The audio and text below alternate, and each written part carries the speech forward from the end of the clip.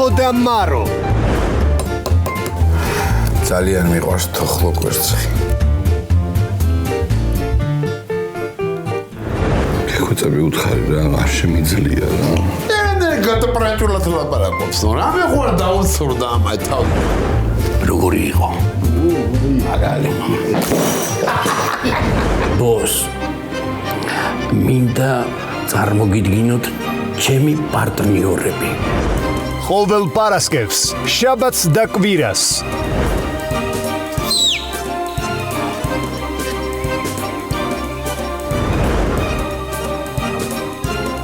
გასაგებია დასხედით. აბა ნახვამდის.